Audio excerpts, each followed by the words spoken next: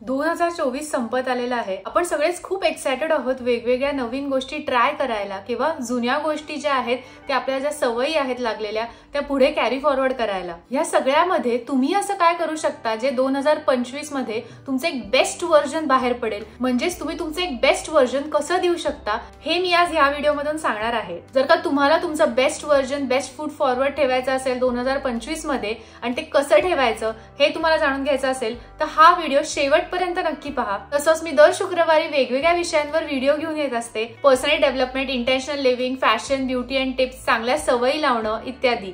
जर तुम्हाला हे टॉपिक्स इंटरेस्ट करत असतील तर नक्की सबस्क्राइब करा आणि हा व्हिडिओ आवडला तर नक्की लाईक करा। Thank you so much. Point number 1, know yourself. आपल्याला जर का आपलं सगळ्यात बेस्ट व्हर्जन द्यायचं असेल किंवा सगळ्यात बेस्ट व्हर्जन बनायचं असेल तर आधी आपण कोण आहोत हे आपल्याला जाणून घ्यायला हवं, नाही का? जर का आपण कोण आहोत, आपले व्हॅल्यूज काय आहेत, आपल्याला काय गोष्टी खूप आवडतात किंवा आपल्या काय गोष्टी कुठेतरी लॅकिंग आहेत, कुठेतरी फ्लॉज आहेत हे आपल्याला कळलं तर आपण त्याच्यावर मात करून छान आपण पुढे जाऊ शकतो, बेस्ट व्हर्जन देऊ शकतो। आपलं कधी कधी असं होतं नाही का की आपण स्वतः खूप मोठी मोठी स्वप्न बघायला लागतो, आपल्याला हे करायचंय ते करायचंय, असं खूप वेगवेगळ्या पद्धतीने स्वप्न असतात आपली। पण त्याचबरोबर आपल्याला हे पण वाटत असतं की हे काय स्वप्न खरं होणार नाहीये। आपल्याला असं का वाटत असतं? कारण का आपण आता प्रेझेंट मध्ये जे जगतो आहोत, जे आता सध्या चालू आहे ते आपल्याला कम्फर्ट झोन मध्ये ठेवत असतं। ते आपल्याला असं वाटत असतं हा हे जे आहे ते चांगलं चालू आहे, जे आपण स्वप्न बघतोय ती फार लांबची स्वप्न आहेत। पण तिथेच आपण खूप कंटाळा करत असतो, आपला खूप लेझीनेस असतो, आपल्याला ह्या कम्फर्ट झोन मधून बाहेर पडायचं नसतं। आपल्याला कुठेतरी भीती असते की अरे आपण कुठेतरी बाहेर पडलो तर लोक काय म्हणतील किंवा आपल्याला नक्की येईल का हे करता, हे असे वेगवेगळे प्रश्न आपल्याला पडत असतात। त्यामुळे आपण कधीच बाहेर पडत नाही। पण आपण हे कुठेतरी विसरतो की change is the only constant. त्याचमुळे कुठल्याही एज मध्ये, कुठल्याही वयोगटात तुम्ही काहीही शिकू शकता। तुम्हाला जर का काही शिकायचं असेल, नवीन हॉबी शिकायची असेल, नवीन स्किल्स शिकायचे असतील तर तुम्ही कुठल्याही वयोगटात शिकू शकता। तुमचं काहीही वय असेल तरी ते तुम्ही मनात आणलं तर तुम्ही शिकू शकता। आपण उगाच नाही ऐकत की 75 वर्षांचे आजोबा जे आहेत ते छान MS झालेत, मास्टर्स झाले आता, किंवा कम्प्युटर सायन्स मध्ये त्यांनी एक नवीन डिग्री घेतली, AI शिकले वगैरे। तर हे लक्षात घ्यायला पाहिजे की age is just a number. Point number 2, be ambitious. कुठल्याही आयुष्याच्या फेजमध्ये, कुठल्याही आयुष्याच्या टप्प्यामध्ये तुम्ही खूप महत्वाकांक्षी पाहिजे, ॲम्बिशियस पाहिजे। ती ड्राईव्ह, तो उत्साह नवीन काहीतरी शिकण्याचा तो नेहमीच पाहिजे असं मला वाटतं। एक वेगळी स्किल शिकलायत, एक वेगळी हॉबी शिकलायत। आज मला खूप डान्सिंगची आवड आहे हे मला माहिती आहे, पण मला कुठेतरी वेळ मिळत नाहीये। पण मला माहितीये in future me Saturday Sunday 1 तासाचे क्लासेस लावून वेगवेगळे नवीन डान्सेसचे टाईप शिकणार आहे, नृत्य शिकणार आहे। त्याचबरोबर जर का तुम्हाला काही प्रमोशन हवं असेल तर आपण काय शिकलं पाहिजे ज्याच्याने आपलं एक प्रमोशन मिळू शकतं, आपल्याला एक वेगळं नॉलेज मिळू शकतं, हे तुम्ही सतत बघितलं गेलं पाहिजे। तुम्हाला काही साईड बिझनेस करायचा आहे, स्टार्टअप काढायचा असेल, साईड हसल पाहिजे असेल, कुठला तरी वेगळा इन्कम हवा असेल तर त्याच्यासाठी प्रयत्न केले पाहिजेत। असं काहीतरी केलं पाहिजे जेणेकरून तुम्हाला पण खूप छान ॲम्बिशन मिळेल किंवा खूप छान एक नवीन उत्साह मिळेल। एव्हरी डे तुम्ही जेव्हा उठताय तेव्हा तुम्हाला छान एक उत्साह भरला असेल, डोक्यात एक छान मोटिवेशन असेल की काय केलं पाहिजे, आपल्याला नेक्स्ट स्टेप आपली कुठली असायला पाहिजे, हे तुम्ही सतत एक बघायला पाहिजे। फॉर एक्झाम्पल जर का काही लोकांचा 9 to 5 जॉब असेल, पण त्यांना असं पाहिजे असेल की आपल्याला हा इन्कम जो चालला आहे तो चालू द्यायचा आहे, पण एक छोटा स्टार्टअप पण काढायचा आहे। तुम्हाला काहीतरी आवड आहे, स्वतःचं काहीतरी आर्ट असू शकतं, स्वतःचं एक युट्यूब पेज काढायचं असेल किंवा काही कंटेंट क्रिएशन मध्ये करायचं असेल किंवा अजून कुठले वेगवेगळे विषय असतात त्यामध्ये करायचं असेल, पण तुम्हाला वेळच मिळत नाहीये, या कारणामुळे तुम्ही सतत ते पुढे पुढे ढकलत असाल तर ते बरोबर नाहीये। वेळ मिळत नाहीये हे आपण 1 महिना बोलू शकतो, 2 महिना बोलू शकतो, पण आता तुम्हाला कळलेलं आहे की 9 ते 5 तर आपण ऑफिसमध्ये असणार आहोत, चल फार फार तर 6 पर्यंत आपण ऑफिसमध्ये असणार आहोत, तर आपण वीकेंडला काही करू शकतो का? किंवा 9च्या आधी सकाळी उठून आपण 1 तास तरी काही देऊ शकतो का आपल्या स्टार्टअप बिझनेससाठी? तुमची मनातली इच्छा असणं खूप इम्पॉर्टंट आहे, तुम्हाला ती ॲम्बिशन असणं खूप इम्पॉर्टंट आहे, तुम्हाला ती ड्राईव्ह असणं खूप इम्पॉर्टंट आहे। नाहीतर तुम्हाला असंच होऊन जाईल की सोमवार ते शुक्रवार 9 ते 5 जॉब करायचा, सॅटर्डे संडे फक्त आराम करायचा, परत सोमवार ते शुक्रवार जॉब करायचा आणि हे असंच सायकल चालू राहील। आपल्याला असं वाटणार नाही की आपण काहीतरी उठून काहीतरी छान करायला पाहिजे। त्याचमुळे ती ॲम्बिशन, ती ड्राईव्ह तुमच्यात ठेवा आणि काही ना काहीतरी नवीन नवीन गोष्टी शिकत राहा। Point number 3, you will fail. कुठलीही उच्च बाई किंवा माणूस अपयशी होतो कुठल्या ना कुठल्या तरी आयुष्याच्या स्टेजमध्ये ते अपयशी होतात आणि त्यांना ते सहन करावं लागतं. असा कुठलाच व्यक्ती नाहीये ज्यांनी कधी अपयश सहन केलं नाहीये किंवा त्यांना फेल्युअर आलं नाहीये किंवा ते कधी हरत नाहीत. आता डे 1 पासून आपण हे डोक्यात ठेवायला पाहिजे की आपण कधी ना कधीतरी हरणारच आहोत, कधी ना कधीतरी फेल्युअर येणारच आहे. ज्या लोकांना करिअरच्या अगदी सुरुवातीला फेल्युअर येतं आणि त्यानंतर त्यांची ग्रोथ होते ते खूप लकी असतात, कारण का त्यांची ग्रोथ अगदी स्टेडी असते आणि पुढे पुढे जात असते. पण काही काही लोकांचं असं होऊ शकतं की करिअर अगदी बूम मध्ये गेलंय पण त्यानंतर ते खाली आलेले आहेत. त्याचमुळे फेल्युअर जे आहे ते इनएव्हिटेबल आहे, ते येणारच आहे, हे आपल्याला गृहीत धरलं पाहिजे. आता एकदा तुम्ही फेल्युअर गृहीत धरलेलं आहे, एकदा माहिती आहे येणार आहे, तर मनाची तयारी आपली झालेली आहे. आता तुम्ही वेगवेगळ्या पद्धतीने अपयशी ठरू शकता. म्हणजे असं होऊ शकतं की कुठलं तरी प्रोजेक्ट तुम्हाला हवंय पण ते दुसऱ्याला मिळालं आहे, किंवा तुम्ही एक्झाम मध्ये फेल होऊ शकता, किंवा तुम्हाला जॉब चेंज करायचा आहे पण दुसरा जॉब पटकन मिळत नाही आणि हा जॉब पण खूप टॉक्सिक होत चाललाय.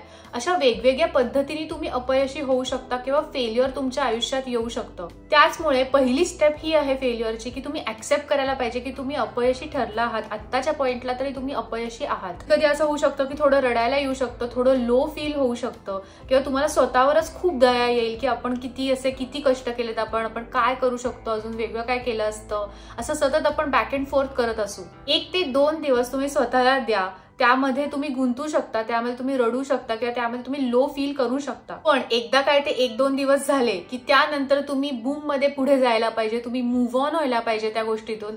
एकदा काय अपयश तुम्हाला आलं की त्यानंतर 1-2 दिवस झाले, ऍक्सेप्टन्स मिळाला की त्यानंतर पुढे जायला पाहिजे. आता बास, आता आपण ह्याच्यात रडणार नाही आहोत, पण सतत अपयशी कसे झालो ह्याच्यावर चर्चा करणार नाही आहोत. पण आता नेक्स्ट स्टेप आपली काय असली पाहिजे, पुढची स्टेप आपली काय असली पाहिजे, पुढे काय गोल असेल. ओके, आपण इकडे फेल झालो आहोत पण हे फेल्युअर कसं आपण रिकव्हर करू शकतो, और असं आपल्याला काय वेगवेगळ्या पद्धतीने आपण जॉब सर्च करू शकतो किंवा वेगवेगळ्या पद्धतीने असाइनमेंट्स करू शकतो, किंवा वेगळे कुठले लेक्चर्स आहेत का एक्स्ट्रा ते आपण अटेंड करू शकतो जेणेकरून आपल्याला ते मार्क्स मिळतील. ह्या दृष्टिकोनातून थिंक केलं पाहिजे, सोल्युशन ओरिएंटेड थिंक केलं पाहिजे. त्या लोकांना अपयश मिळतं त्याच लोकांना यशाचा गोडवा असतो, हे नेहमी लक्षात ठेवायला पाहिजे. अपयशाची चव मिळाल्याशिवाय तुम्हाला कधीच यशाचा गोडवा मिळणार नाहीये, यशाचा आनंद मिळणार नाहीये, हे नेहमी लक्षात ठेवायला पाहिजे. Point number 4, surround yourself with right people. आपले घरचे, आपला पार्टनर, आपले ऑफिस कलिग्स किंवा आपले मित्रमंडळी, अशा लोकांमध्येच आपण सतत असतो. आपल्या आजूबाजू हे सगळे लोक असतात आणि हेच लोक आपल्या बरोबर आयुष्यभर असणार आहेत आपण असं म्हणत असतो. ह्याच लोकांमुळे आपल्याला वेगवेगळ्या टाईपचं इन्स्पिरेशन पण मिळत असतं. आपला जास्तीत जास्त आयुष्याचा वेळ जो आहे तो आपला ह्या सगळ्या लोकांमध्येच जात असतो, हे लक्षात घ्यायला पाहिजे. आता तुम्ही विचार करा, अशी लोक जर का तुमच्या अख्ख्या मूडला किंवा तुमच्या अख्ख्या माइंडला हॅम्पर करू शकतात, तर तुम्ही कशी लोक तुमच्या आजूबाजू ठेवणं अपेक्षित आहे. ग्रोथ मेंटॅलिटीची लोक तुम्ही ठेवणं अपेक्षित आहे. जर का समोरचा व्यक्ती आपल्याला काहीतरी इन्स्पिरेशन देत असेल तर तो खूप चांगला व्यक्ती असेल असं मला वाटतं, की काही ना काहीतरी इन्स्पायर करतोय, तो काही ना काहीतरी कुठेतरी ग्रोथसाठी इन्स्पायर करतोय, कुठेतरी पुढे जा असं आपल्याला सांगतोय, चिअर लीडर बनतोय, आपल्यासाठी खूप आनंदी आहे. आपण जर का खूप दुःखी असू तर आपल्या दुःखात सहभागी आहे, किंवा आपण जर का खूप सुखी असू, आपण खूप हॅपी असू तर त्याच्यावर तो त्याचा हॅपीनेस व्यक्त करत असतो. असा व्यक्ती आपल्यासाठी खूप इम्पॉर्टंट असतो. ऑफिस पॉलिटिक्स किंवा जे फ्रेंड्सचे ड्रामा असतात त्यामध्ये पडू नका. कोणाचं तरी भांडण झालंय, कुठला तरी ऑफिस पॉलिटिक्सची चर्चा चालू आहे, गॉसिप चालू आहे, ह्याच्याने आपलं जे डोकं आहे ते आपल्या स्वप्नांपेक्षा खूप लांब जाते असं मला वाटतं. आपलं जे थिंकिंग आहे ते वेगळं होतंय असं मला वाटतं. छान मजा करा, वेगवेगळे विषय बोला, पण असे गॉसिप किंवा भांडणांमध्ये रमू नका. जर का तुम्हाला राईट पीपल तुमच्या आजूबाजू नसतील तर ते तेव्हाच कट ऑफ करायला पाहिजे असं मला वाटतं. टॉक्सिसिटी जी असते ती कशीही स्प्रेड होऊ शकते, कशीही पसरू शकते असं मला वाटतं. त्यामुळे जर का तुम्ही एक जरी टॉक्सिक पर्सन तुमच्या आयुष्यात ठेवलात, एक जरी व्यक्ती असा जो आहे जो टॉक्सिक आहे, खूप भांडणं करतो किंवा खूप वेगवेगळ्या पद्धतीची गॉसिप करतो आणि तुम्हाला खूप ड्रेन आउट करत असेल, तुम्हाला त्या व्यक्तीला भेटून तुमची एनर्जी खूप लो फील होत असेल, तर असा व्यक्ती 4 हात लांब असलेलाच परवडला. तसंच सोशल मीडियावर पण खूप हजार फॉलोअर्स घेऊन किंवा आपण सगळ्यांना फॉलो करून बसलोय, पण त्यातले अर्धे लोक जे आहेत ते खूप टॉक्सिक आहेत, काही ना काही ते वेगवेगळे विषय, निगेटिव्ह न्यूज पसरवतायत. असं काही करत असतील तर त्यांना म्यूट करणं किंवा ब्लॉक करणंच अपेक्षित आहे असं मला वाटतं. हे लक्षात घ्यायला पाहिजे की आपण जे सोशल मीडियावर टाइमपास करायला जातोय तर आपला कंट्रोल हवा त्याच्यावर, ना की कोणी दुसऱ्याचा. दुसरा कोणी मूड आपला खराब करू शकत नाही, हे लक्षात घ्यायला पाहिजे. आपण स्वतः आपला मूड खराब करू शकतो. त्यामुळे कुठला तरी व्यक्ती असा असेल जो खूप टॉक्सिक किंवा निगेटिव्ह एन्व्हायरमेंट क्रिएट करत असेल, खूप एनर्जी डाऊन करत असेल आपल्या सोशल मीडियावर, तर ते बघून आपण त्यांना म्यूट केलं पाहिजे किंवा ब्लॉक करून द्यायला पाहिजे. आणि त्याचबरोबर ही जी आपली चांगली लोक आहेत, म्हणजे आपले घरचे असतील, पार्टनर असेल, मित्रमंडळी असतील, यांना पुढे घ्यायला पाहिजे. एकत्र तुम्ही पुढे जायला पाहिजे. Point number 5, there will be always someone less fortunate than you. सगळ्यात महत्वाचं काही असेल तर it's kindness. Kindness never goes out of fashion. तर तुमच्या टप्प्यात आयुष्याच्या असं कोण ना कोणतरी असणार आहे ज्यांचं भाग्य जे आहे ते तुमच्यापेक्षा कमी चांगलं आहे, कमी भाग्यवान आहेत ते. त्याचमुळे आपल्याला जे मिळतंय त्याचं ग्रॅटिट्यूड असणं, कृतज्ञता असणं खूप खूप गरजेचं आहे असं मला वाटतं. तुमच्या समोर जर का 2 वेळेचं जेवण मिळत असेल किंवा छान राहायला तुमच्या समोर घर असेल, तुमच्याकडे मोबाईल आहे ज्याच्यावर तुम्ही युट्यूब व्हिडिओ बघताय, तर तुम्ही खूप भाग्यवान आहात खूप लोकांपेक्षा. आपल्याला जे मिळतंय त्याची कदर असणं, आपल्याला जे छोट्या छोट्या गोष्टी आपल्याला मिळतायत त्याचं भान असणं आणि त्याच्याबद्दलचं ग्रॅटिट्यूड व्यक्त करणं हे खूप महत्वाचं आहे असं मला वाटतं. त्याचबरोबर समाजाला आपलं काहीतरी देणं लागतं. तुमच्यापेक्षा अनफॉर्च्युनेट लोक जे असतात, लहान मुलं असतील, त्यांच्यासाठी काहीतरी तुम्ही एज्युकेशन प्रोव्हाइड करू शकता किंवा आजी आजोबांसाठी तुम्ही सेवा काहीतरी करू शकता. असं वेगवेगळ्या छोट्या छोट्या स्वरूपात तुम्ही तुमचं एक काहीतरी कॉन्ट्रीब्युशन करू शकता. आणि हे काय खूप महान बनत नाही आहात आपण की आपण काहीतरी छान अचीव्ह केलं वगैरे. हे खूप बेसिक आहे, हे सगळ्यांनाच करायला पाहिजे असं मला वाटतं. काइंडनेस असणं, दुसऱ्यांसाठी एक छान भावना असणं हे खूप गरजेचं आहे असं मला वाटतं. आणि जर का आपण असं काही करू शकलो तर आपण आपलं बेस्ट व्हर्जन देत असू, हे नक्की लक्षात ठेवा. तसंच लोकांना जज करणं सोडलं पाहिजे, लोकांबद्दल एक मत बनवणं सोडलं पाहिजे. जर का कोणी काही व्यक्ती आउट ऑफ झोन जाऊन काहीतरी वेगळं करत असेल, वेगळं ट्राय करत असेल किंवा काही वेगळं म्हणत असेल आणि आपल्याला ते वाटत नसेल बरोबर, तर आपण लगेच एक जजमेंट पास करून देतो. ते चुकीचं आहे. ते लोक कुठून येतात, त्यांचे एक्सपिरियन्सेस काय आहेत, त्यांनी काय सहन केलं ज्याच्यामुळे ते काही करत असतील, तर ते आपल्याला माहित नसतं. आपण त्यांच्या शूज मध्ये नाही आहोत, आपण त्यांच्या जागी नाही आहोत, आपल्याला काहीच कळणार नाहीये ते. त्याचमुळे त्या समोरच्या व्यक्तीला ऍक्सेप्ट करणं, तो डिसिजन, हेच आपल्यासाठी योग्य आहे असं मला वाटतं. जेव्हा आपण नॉन जजमेंटल आणि खूप काइंड होऊ तेव्हा आपण आपलं बेस्ट व्हर्जन दिलं असेल असं. शेवटपर्यंत हा व्हिडिओ बघितल्याबद्दल थँक्यू सो मच. 2024 तुमच्यासाठी कसंही गेलं असेल तरी 2025 तुमच्यासाठी उत्तम जाणार आहे याची मला खात्री आहे. हे बिलीव्ह करा आणि त्याचबरोबर तुमचं बेस्ट व्हर्जन द्या. Happy new year to all of you. पुढच्या वर्षी भेटूयात. See you soon.